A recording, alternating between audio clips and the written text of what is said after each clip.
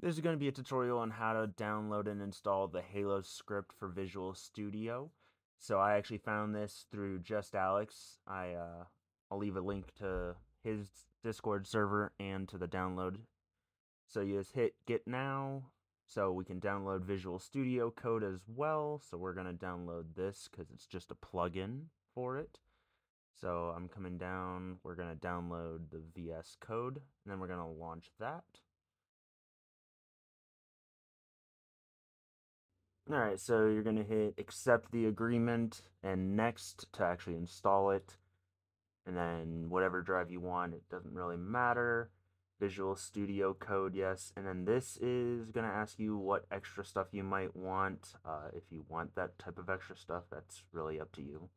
I'm just going to hit next, install, so I can just install Visual Studio.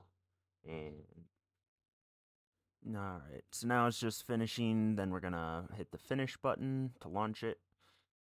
And from here, I believe it's going to let me set up my preferences. Theme, I'm going to choose dark high contrast, just because that's me. Now comes the easy part. I've already taken care of all the tutorial stuff, so we're just going to hit install, open Visual Code, and it's going to make it a lot easier to install it. So I just hit install, and it installs it straight from Visual Studio. And then after it's done, we should be able to open it.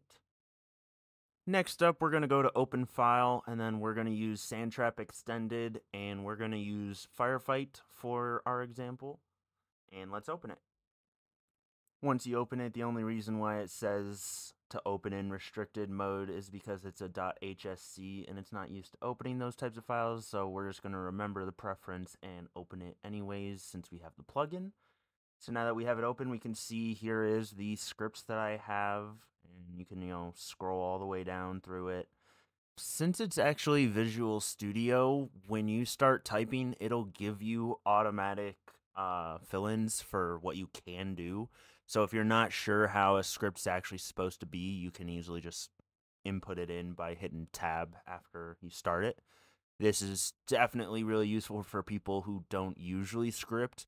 Personally, I've gotten so used to Notepad++ to the point where I usually don't use Halo script.